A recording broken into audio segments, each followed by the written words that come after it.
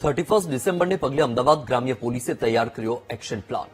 1 SP, 5 DYSP, 25 PI સહિતના police અધિકારીઓ બંદોબસ્તમાં તૈનાત રહેશે।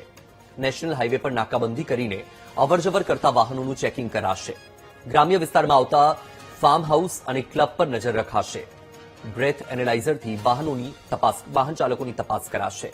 11 આયોજકોએ પાર્ટીના આયોજન માટે મંજૂરી માંગી છે। હજુ સુધી એક પણ પાર્ટી ઓર્ગેનાઇઝર્સને મંજૂરી નથી અપાઈ।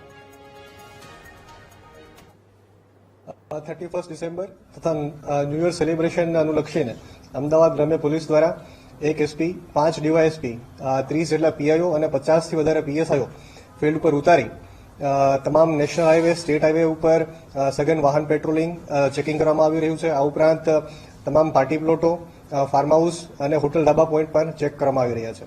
આ અન્વયે ખાસ કરીને ટ્રાફિક પોલીસ અને વિવિધ એલસીબી સુધીની ટીમો દ્વારા અને સ્થાનિક પોલીસની ટીમો દ્વારા બ્રેથ એનાલાઇઝર અને બોડી વોર્ન કેમેરા દ્વારા પણ ડ્રિંક એન્ડ ડ્રાઈવના કેસો ન બને અને નશાકારક પદાર્થોનું સેવન અટકે તે માટે ખાસ ડ્રાઈવનું આયોજન કરવામાં આવ્યું છે।